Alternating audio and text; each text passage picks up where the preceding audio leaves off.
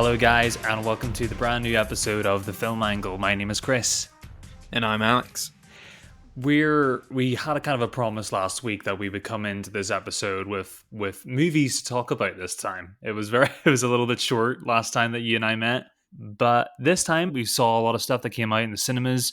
Well, I certainly did. I don't know about yourself. We haven't really had a chance to catch up in the last week. Yeah, definitely got to see one film in the cinemas, and then one film that we'll be talking about today on Mubi. It's a real mixed bag today. We got like some really big crowd-pleasing blockbusters. We got some sort of hard to watch but ultimately satisfying tearjerkers. I've got a comedy film that came out in the last month that I caught up with. So yeah, there's loads of stuff. We're going to kind of take a little bit of an emotional roller coaster journey here. Yeah. So what did you catch up with in the cinemas, Alex? Well, I caught up with the same film that you did, Chris. I saw Missing, spiritual standalone sequel to the film Searching, which was a bit of a hit, I think, back in 2018. It Starring was a John surprise Cho. hit, wasn't it? Yeah, and it was one of those films that's set all on a computer screen, and this one kind of, I feel like the horror genre uses this kind of gimmick technique a lot, but this one did it for a bit of a more of a kind of like murder mystery case, if I can remember rightly. It's been a while since I've seen Searching, and Missing kind of carries on that kind of theme of the crime genre. Being played out via many different kind of computer devices. And looking back at my letterbox, I rated Searching 3.5 stars. I was a fan. I liked the fact that it brought a kind of filmic quality to something that isn't, your laptop screen. Sure. I think Missing kind of carries on that thing, but maybe turns the dial up to 11 at a few points. But yeah, shall we talk about the plot of Missing? Yeah, sure. Go for it. So we follow a young girl who has a kind of love-hate relationship with her mum, and we don't know a lot about her except that her dad's passed away, and this has kind of had a massive effect on her life, and her mum is seeing a new guy who is, practically on the verge of proposing to her. We don't know what that relationship is like, but they're going on holiday together and leaving their daughter alone in the house to kind of just live her life as they go off. I can't remember where they went. They went to Colombia. That was it, Colombia. All of a sudden, her mum goes missing, and she has to do the kind of work to figure out what's going on here, and there's a lot more to it than that, and it takes a lot of left turns until you hit that final point. But it's a fun ride along the way. Did you feel the same way? Yeah, I felt the same. I was kind of nervous going into this film because I'm glad it was a spiritual successor and not a sequel, because I did not catch up with Searching. It was one of those movies that just kind of slipped through the net for me. But I felt like this was a pretty great attempt at doing the whole telling the story through the guise of social media and the internet, because it is the time that we live in, and I think a lot of movies have wrestled with this sort of material or this way of telling a story in the last 10 years with not really as much success. It doesn't really feel like it's winking at its audience all the time, which is a good thing. It doesn't have to self-parodize. It's actually showcasing how internet and resourcefulness of our youth that are like completely natives to using this equipment you can do some pretty impressive stuff. You can be your own sort of detective and do things a lot faster than perhaps maybe like if you get in contact with law enforcement who have a backlog can do. Obviously, it like you said, it's dialed to 11 and then some. But that's kind of like it needs to be, though. It's kind of, it needs to be fun, and it is fun in that way that it takes loads of twists and turns and plays with subverting your expectations of certain people and relationships and how they relate to the main characters, and also marrying it back with the loss of her father, who we've been told at the start of the movie, obviously, you know, must have died from a terminal illness. We're not given much more than that, but it's this sort of tenuous relationship between the mother and the daughter, and how it's really a movie about them and their relationship and how they kind of come together for this event. I thought it was really entertaining. I think maybe it struggles from being a bit too long. I think it could have Yeah. shaved half an hour off of it. Yeah, for the type of film it is and for the kind of speed that it does go through things, it is quite surprising that it does have like a 2 hour runtime. Yeah. It's like 2 hours and then a little bit, right? Yes. Or is it? Yes. But yeah, it definitely starts to feel like, okay, we need to get somewhere by the end of this. Like it never truly kind of reveals its cards too early on. I'm sure smarter people than me might be able to figure out a few Mhm. things, and Yeah. you're definitely given a few kind of ideas along the way, and then like you pick some up and you drop some.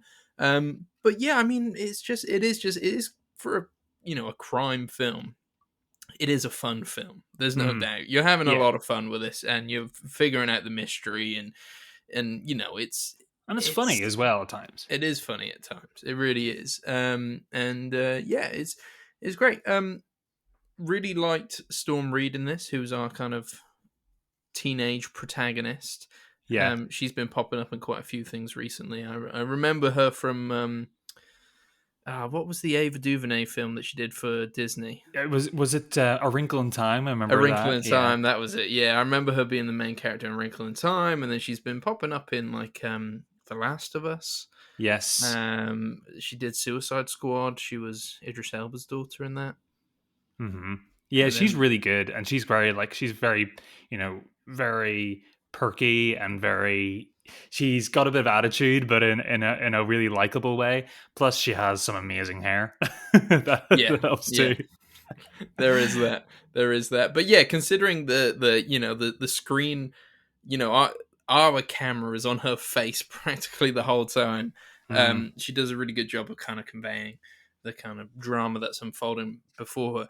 I always kind of wonder how they film these things, and I Oh don't know whether yeah, it's like a behind the scenes thing that we can look at, but I don't know whether she's literally just looking straight down a camera the whole time, pretending to be on a computer. Like, because there's a lot of there's this other character and other characters, but this guy who she kind of enlists to help her. He's called Yavi, and he's kind of like a rent a service kind of guy, and they make a joke that she can only afford him because he's only like 2 stars online yeah, rating, and he ends up actually being a very nice guy and very helpful. So I don't know how yeah. he only got those 2 stars. He seems like a really nice guy, He's the but heart of the kind of film, I think, by the oh end, isn't yeah, he? Like he's the kind great, of and the relationship him and June Storm Reed's character kind of like they form it almost is like a void for each other because he's dealing with sort of not the loss, but he's not in touch with his son anymore. They're estranged, and obviously when she's lost a father, so for this sort of midsection of the movie, they kind of become their own surrogate mm, others, which is quite sweet. But yeah, you're right. Like they would have to feed off of each other, or they're just talking to a phone or a laptop or a camera. So yeah. are they actually playing off of each other, or they're probably doing off recording of each other? I don't know. It'd be really fascinating to find out because it's really impressive. Yeah, I mean, do they pre-record all the stuff going on the screen, and then they get the actors to play it out? So they're looking Mm. at a screen that's just playing a recording, and they can pretend they're messaging. I don't know. I imagine it's quite an effort that goes into this at the end of the day to kind of make it what it is. And I imagine most people probably might, I don't know, not think about that potentially. It kind of reminded me of a film I absolutely loved last year. It just kind of scraped off of being in my top 10 was We're All Going to the World's Fair. And Mm, that was even, I just find it so amazing that these young actors can do this. That film, she had to completely act by herself the whole thing. There was no other actors and it was just her and a camera. And I think it's just crazy. I mean, you just get so in your head and you're focusing on so many things, and you have to portray onto the camera, and you have to respond to things that aren't there. I think it's a really impressive feat. Missing, yeah, I think ultimately this is a really entertaining film. I think it does stray into that sort of Friday night Netflix kind of stick on the TV territory where it's not going to be groundbreaking. It's really, really solid, worth catching up on. Yeah, I don't know if it's worth going to the cinema to see. Maybe that's not fair because the medium of which it's shot, it's just not very cinematic. But it's definitely worth catching up with whenever you Yeah, I can. mean they do their best to keep it cinematic. There's a lot of zooms and music and all that Oh kind of yeah, stuff. really But well yeah, I edited. mean, yeah, it is one you could probably wait for if you wanted to, not to destroy the cinema industry. But if you're on the fence, it's the kind of film that will probably end up on Netflix at some point, and it will be a good fun watch. Like if you're somebody who's got all the time in the world, go see everything you can, in a Yeah, cinema. That's kind of what I would say to anybody. But yeah, yeah, you could definitely seek it out anyway, is what yeah. I'm saying. It pushes the genre to kind of quite to its limits, I would say, in terms of how big and crazy it gets. But Hmm. yeah, no, I enjoyed it. Chris, are there like any other genres that you would want to see played out on a computer screen in this way? Because obviously we've got horror, we've got crime. I'm trying to think, like, have we seen anything else? There's probably a rom com out there that does something similar.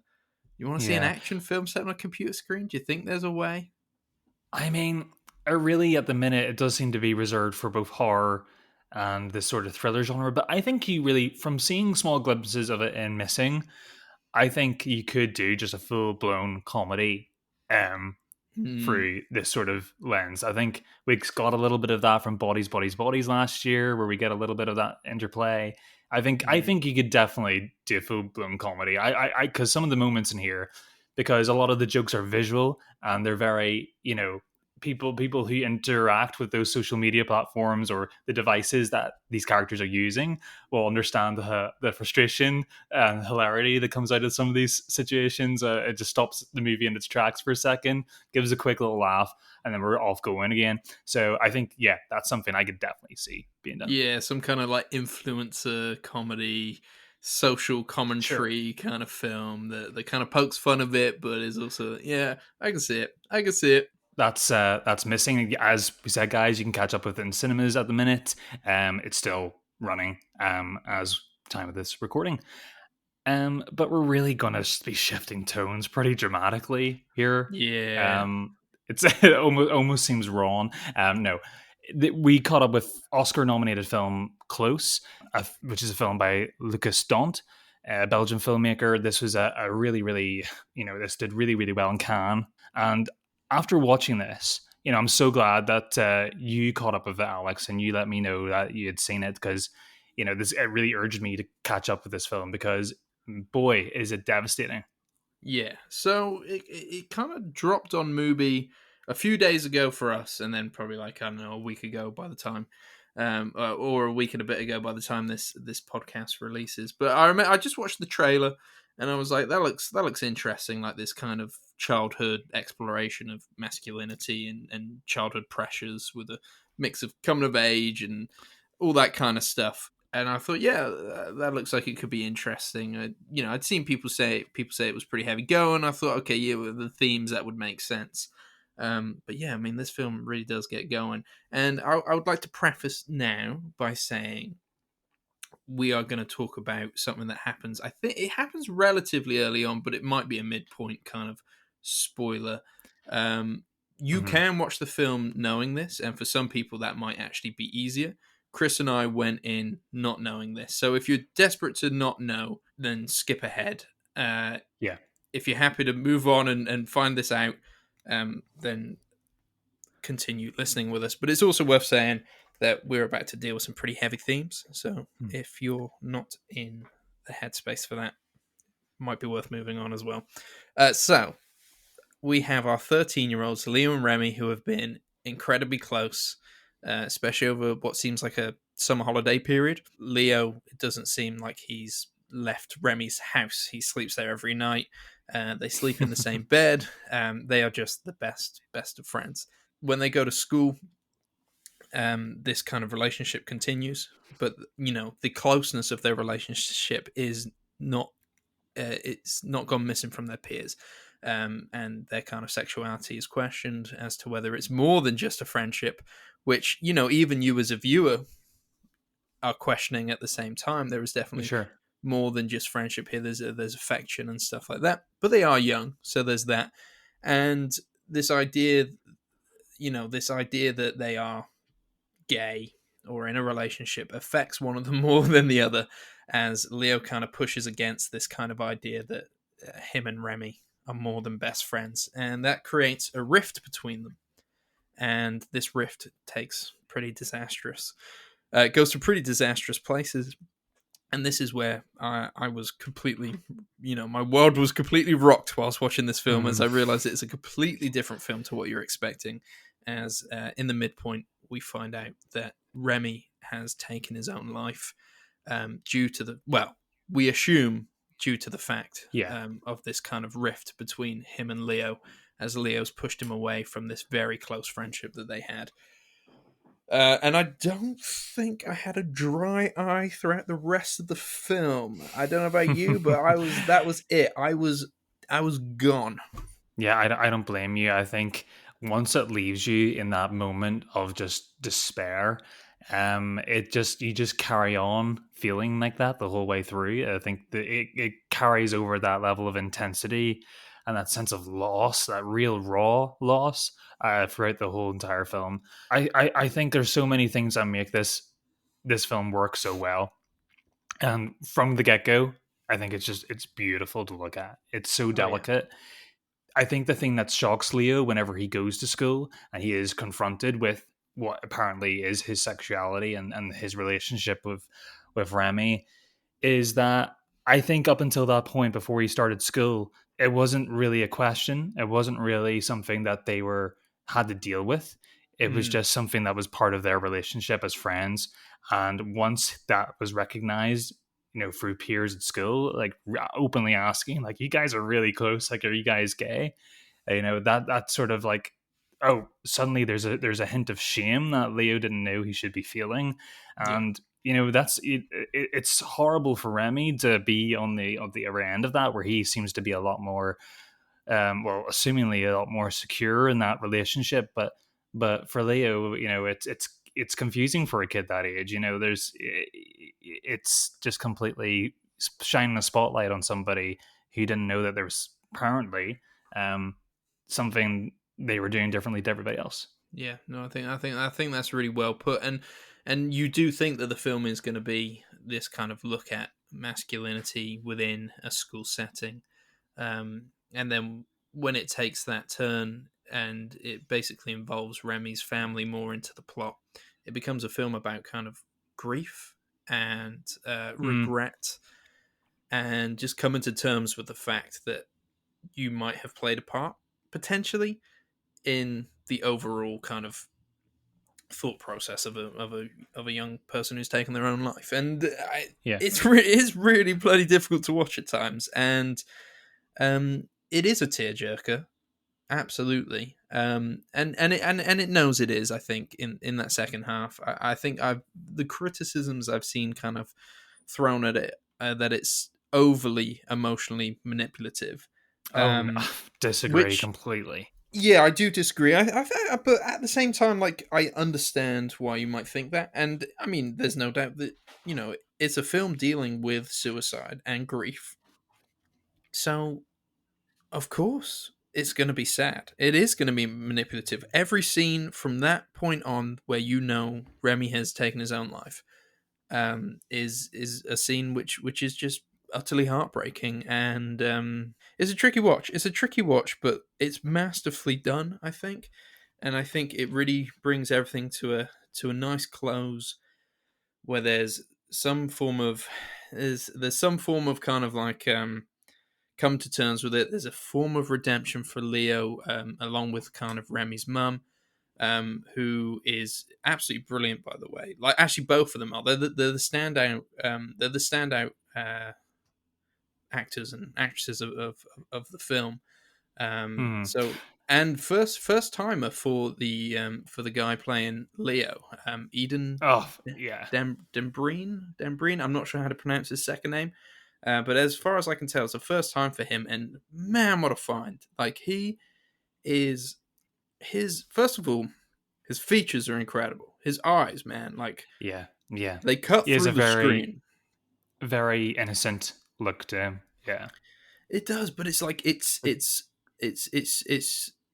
I don't really know the words to describe, but there's almost like an ambiguity to his features.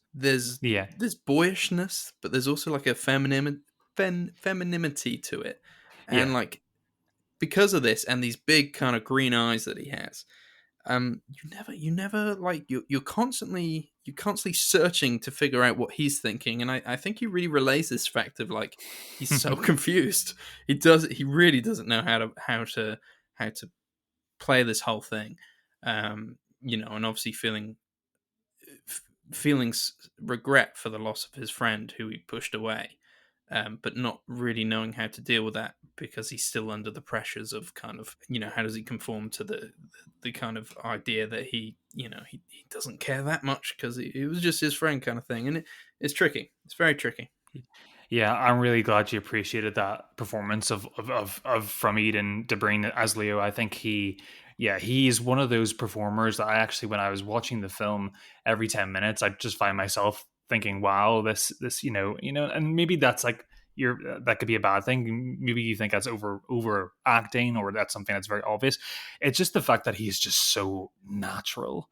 I mean, this is a first time performer, but you see him in these little trying to penetrate these little cliques in school, where the camera almost like is very voyeuristic and it's almost like a documentary the way it's shot sometimes, and you're just Hmm. seeing this kid. Honestly, you can you're right in the ambiguity in his face. I think certainly in the latter parts of the film where his face is completely withdrawn and maybe vacant, but at the same time there's a lot going on under there, and he is constantly thinking or feeling or emoting in some way internally.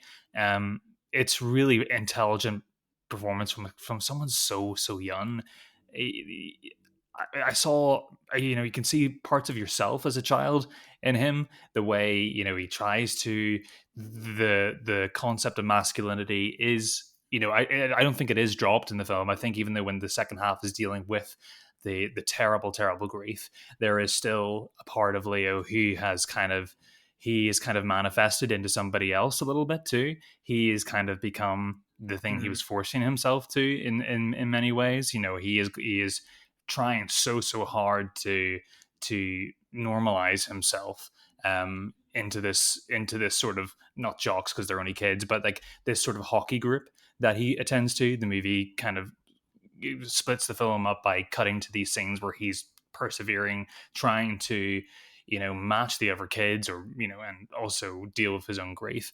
But I think he is just an incredible find, and I really, really hope. Usually, with kid actors, like, oh, if they work again, they did a really good performance. If they work again, that's great for them. If it's right for them, you do it. But I really, really hope that you know he is sort of picked up out of this and put into the right projects, and he wants to carry on at working, because I would be so happy to see this young performer develop, because I think they have an amazing future ahead of them.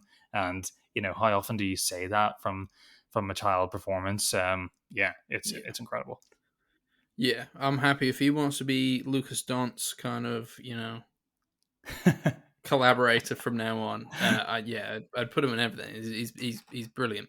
But yeah, Yeah, equally and one more so. thing. Oh, sorry. No, you go ahead. Well, I was going to move on to the character of Sophie, the mum of Remy. So if you have more to say about Leo, please go ahead. Well, no. All I was going to say is that I really do take issue with what some other people have been saying. What you referenced earlier, where the movie is emotionally manipulative. I really don't think this. I think the opposite. Really, I think the movie shines in its lack of manipulation, because, like you said, we can sit here and tell you, oh, a kid dies, and obviously that's really upsetting, but a lot of death happens in a lot of movies, and it's to varying degrees of effect. But in here, it is so shocking. We know that they had a small especially from our point of view, their fight in the grand scheme of fights that have ever happened, in in cinema or in real life, is relatively small, and for the shock of that to happen out of nowhere Mm, is so catastrophic. I mean, when they're getting the bus journey home from the practice, and the teachers who have taken them on the trip are talking amongst themselves. Something's not quite right.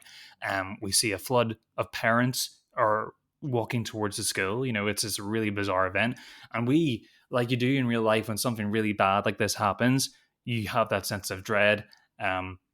Not just for the character, I just felt it in myself. So whenever that really hit you, you're in that state of denial that until somebody says the thing outright, it hasn't. You're kidding yourself the whole time. And I yeah, felt like that. I knew what was going to yeah, come in the next minute or two, that this Remy was gone, but yeah. I didn't You want to don't want to believe it. believe it. Yeah. No. Oh well, jinx. Yeah, yeah. You just don't. You just don't. Like, you are Leo in that moment as his mum kind of comes onto the bus to, and she doesn't want to say anything to, Oh like, no. she doesn't have the words to say it, and she doesn't fully articulate just how, How do it's not you like, navigate oh, that situation? your best friend's dead and he took his own life. It's kind of like, he's not here anymore. And then we Hmm. cut to Leo kind of like running towards Remy's house, and yeah, peering through the window and seeing a door handle that's been smashed in out of pure desperation. Oh god, I feel myself, like, my Sure. heart dropping now. That shot, horrible, And horrible.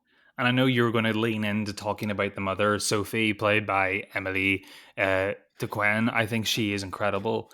Yeah, What they do with her, which is really, really interesting and completely, again, supports my point that this movie is not emotionally manipulative. You think that she's going to act a certain way towards Leo for the rest of this movie, which other movies would have done.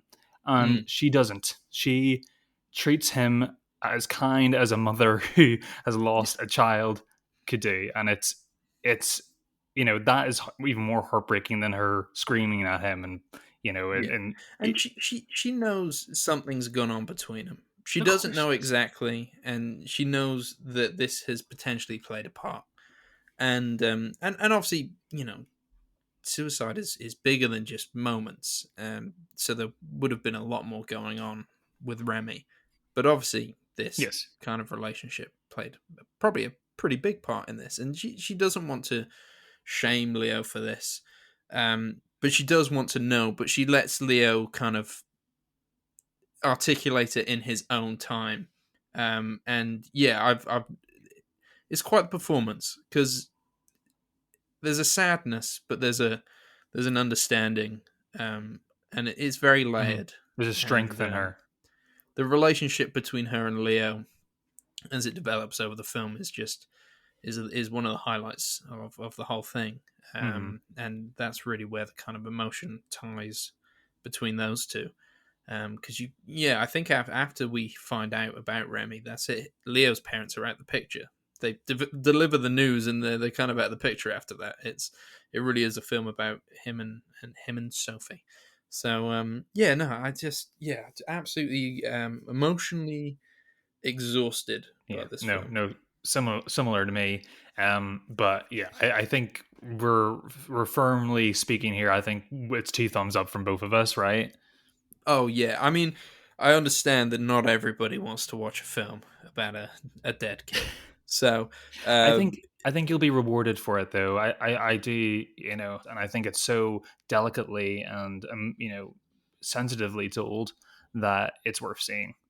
yeah, yeah, absolutely. Yeah, it's difficult to recommend, but man, I do recommend, because it's, yeah, even just for your lead performances here, like, Oh yeah, it's a stunning film, absolutely stunning. But yeah, yeah, transfixing as well. You kind of you boot it up and on your TV. Well, I watched it at home on TV. And you boot it up and you kind of thinking like, this is midweek. I'm a little bit tired. Um, am I ready for this?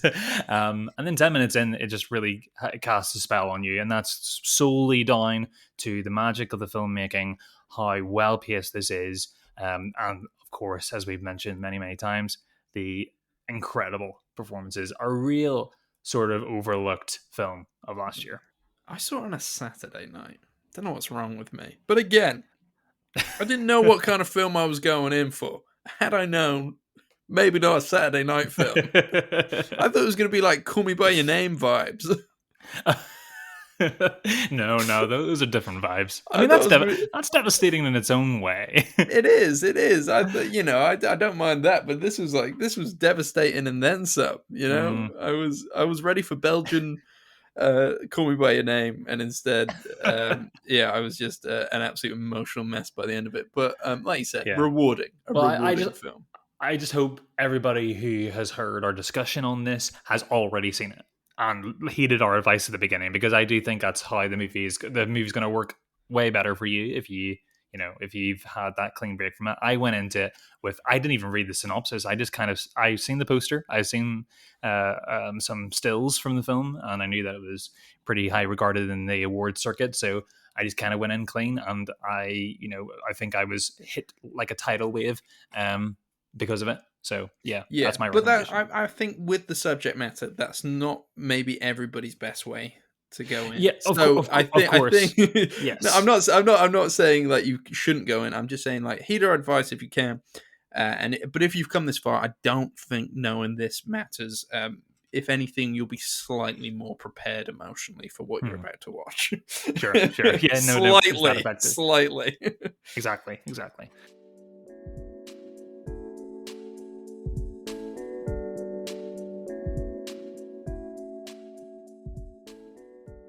I haven't seen anything else, Chris, apart from that. So And that end of is the episode. end of the episode. We are now Yeah. doing 30-minute episodes on the film angle. Thank you very much for listening. No, but I know you've seen a couple more things than me.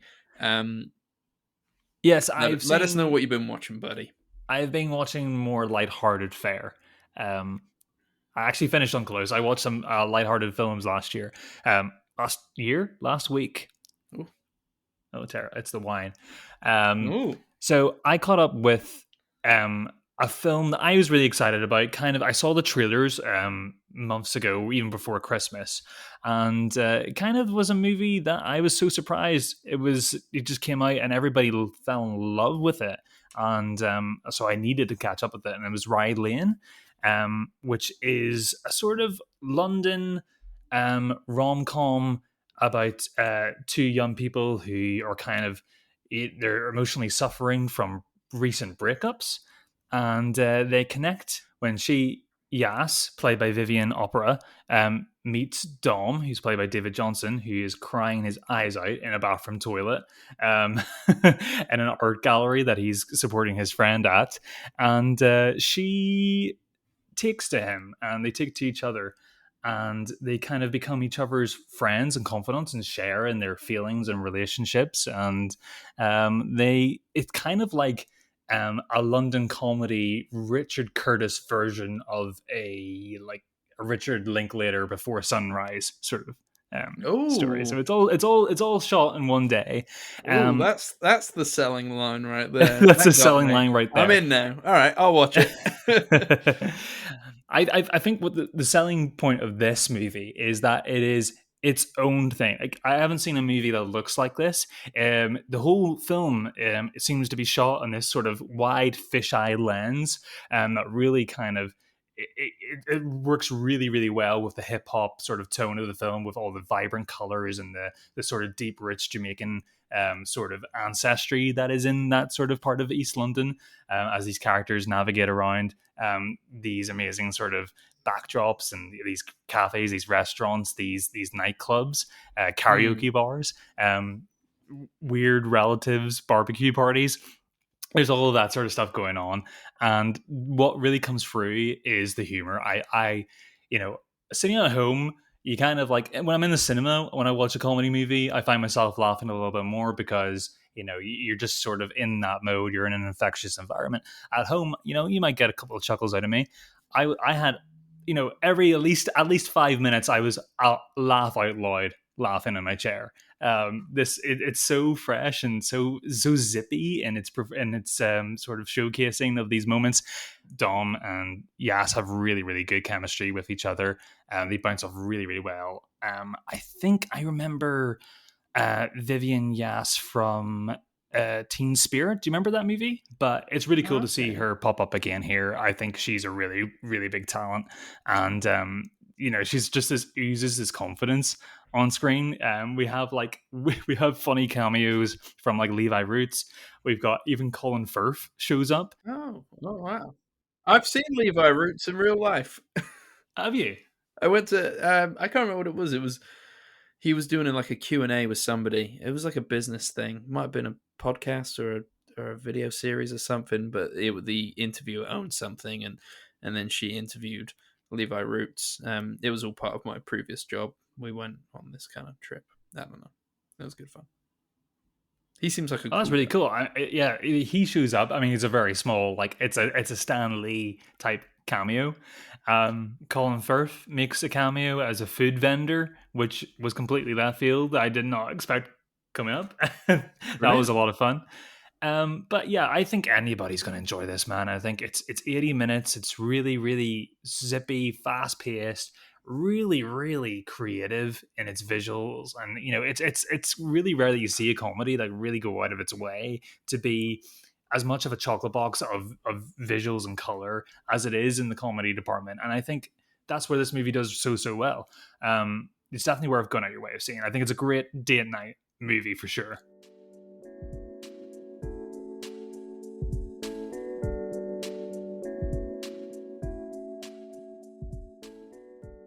Okay, Chris, I know you've seen something else in the cinema this week as well. A film that I am planning to see and going to see this coming weekend. So I know we're going to have a greater discussion, but the reason I really want to see it this weekend is actually because of your review on Letterboxd. Do you want My to? I over don't know. Do you want to enthusiasm hype for me this up? Do you want to? movie. Do you want to give me your critics intro to the film? Right. Okay. What I will say is that I needed this movie so bad. It is like a, a tall glass of water at the end of a 10-day trip across the desert.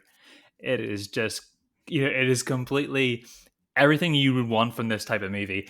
It kind of reminded me, surprisingly, a lot of like The Princess Bride, what it was like watching that movie for the first time, and not only just in its setting, but just how its general sort of feel good nature. If for anybody who's not aware, this is obviously based off of the famous board game and subsequent like video games that came out of that, and there's been TV shows and failed attempts to adapt this thing throughout the years. But what I will say to encourage people who haven't seen it is you don't need any knowledge at all of this behemoth franchise. You don't need to know anything about it because it treats it as if there's not a history. There might be little pearls of references that are in there that I wouldn't have picked up that others would have, but it definitely didn't feel like it was winking at its audience. Star Wars, for example, it's kind of like going back to simpler time, Alex. It's like you're watching something that could have came out 20 years ago, but has such great comedy chops on it. It's worth saying that this is written by Jonathan Goldstein and John Francis Daly and Michael Gilio, who wrote Game Night, which is a comedy film that we're really big fans of. And yeah, Yep. that Yep. that level of laugh out loud humor is definitely in here. I probably might have even laughed at Dungeons and Dragons more than I laughed at Game Night, which is one of probably my favorite comedy movies to come out in the last sort of 10 years. Wow. The refreshing thing about this that really, really got me was that we are so reliant on everything that we watch that has to have a comedic edge to it or a sense of feel good nature.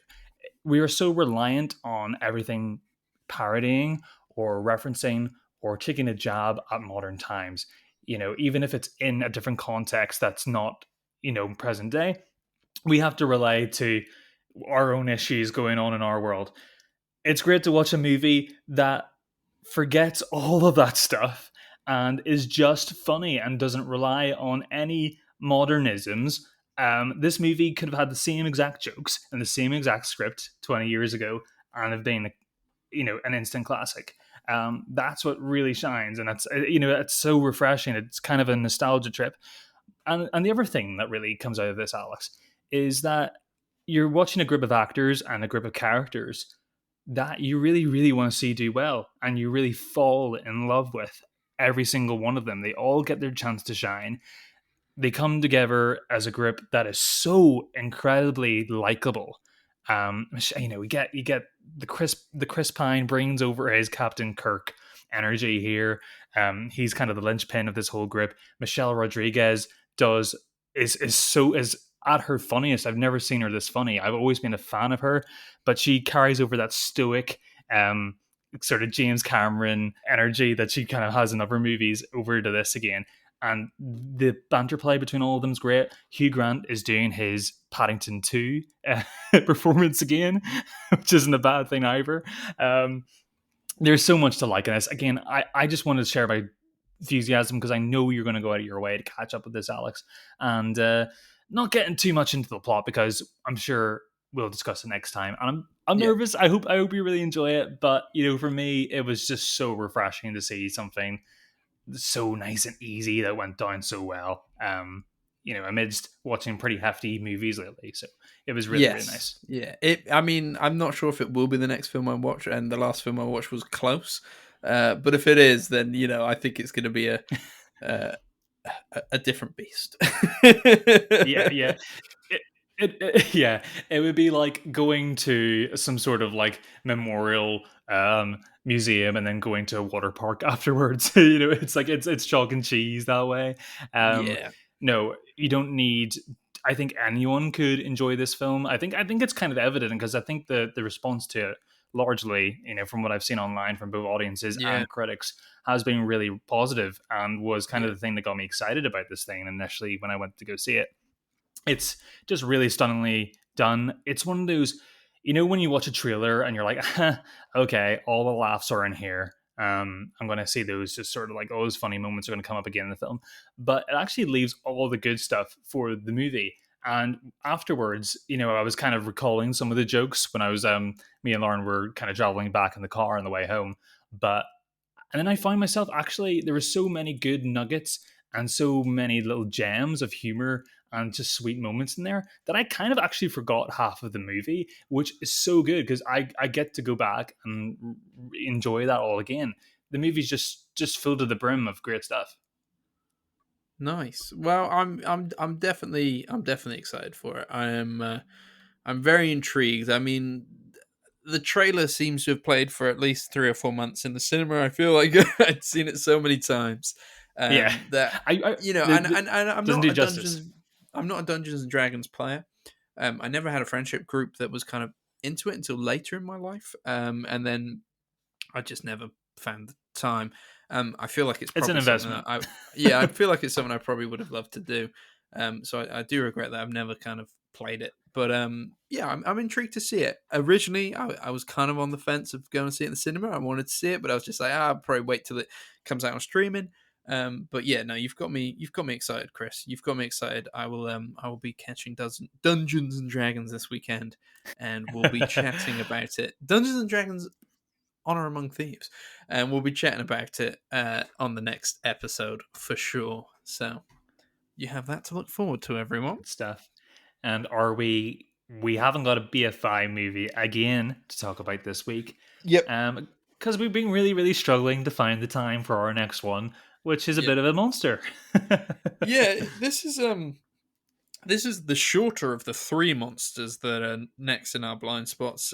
We've chatted about them before. This one's about 3 hours that we've got Yeah. coming up, and then we've got a 7 hour, and then we've got a 4 hour film. So yeah, finding time for these is and has been a bit trickier. But I think we're both gonna try catch Celine and Judy go boating before the next episode. So hopefully, I'm not promising, but hopefully on the next episode we will be back into the BFI series. Well, I think that kind of does us for today, Alex. I'm getting back into the rhythm of it again, and I know we say that all the time. It feels like we take like breaks every 3 episodes, but Yeah. I think I think we've got lots of interesting stuff to come up. I think we've got a really stacked summer season of films coming up, starting with May. So there's loads and loads for us to look forward to. I'm looking forward to things like Barbie, Oppenheimer. I still have to catch up with the new Evil Dead movie. There's loads of really cool stuff coming up along the line. So yeah, plenty of good episodes to look out for, guys. Definitely, definitely. And Guardians 3 coming out. Oh, you had to put that in there, didn't you? I'm a big fan. I'm a big fan of the Guardians of the Galaxy films. It Specifically seems like it one. seems like I'm the bigger Marvel fan recently with in terms of how we're enjoying these movies. Yeah, there is that. There is that. I mean, you're most likely going to love it, Chris, because if anybody enjoyed Ant-Man, then easily pleased people. So That stings a little bit. Yeah, you know what? I'm sort of disappointed that I liked it so much too. Maybe if I go revisit it after watching Dungeons and Dragons, maybe I'll come to my senses. You're with those goddamn TikTok commenters telling me to get a life because I said I didn't like it that much, right? Did you share that before? That time that you made that controversial TikTok video that everybody just hounded you for? Yeah. Well, actually, it wasn't even the Ant-Man one. I mentioned that Shazam 2 was meh, and You weren't people even started that having to go at aggressive. You were me just like, for you were Ant-Man. like, it's an okay. Yeah. Maybe it wasn't for me. You were really Yeah. nice about it.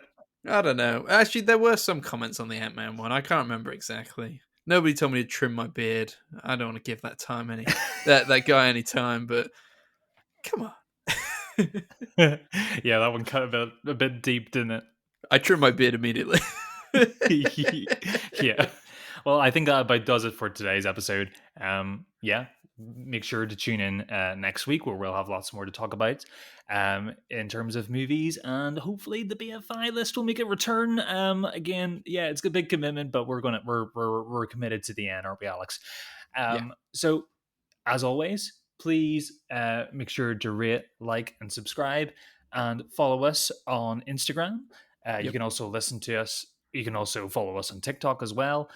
Although we've been a little bit quiet, I think it's been so busy lately, and I'm one of those people who's so vain with TikTok that I need to like spend 3 hours until I'm happy with the video before I upload it. So keep your eyes peeled. We hopefully, have some more stuff coming up soon. Our best You can listen videos to us. have been the ones that you just kind of like, or like the most viewed and liked have been ones I've just like chucked on after like spending 10 minutes on them. And that's That's quite frustrating. that is the weird algorithm of the thing. You can't kind of work out how it works. You just kind of just gotta chuck something out there and hopefully it sticks. Kind of the exciting thing about Absolutely. it too, though. But yeah, you can listen to us on Apple Podcasts, Spotify, anywhere that you guys get your podcasts from. But for now, this has been the Film Angle. My name is Chris. And my name is Alex. Oh, it sure is. See you later.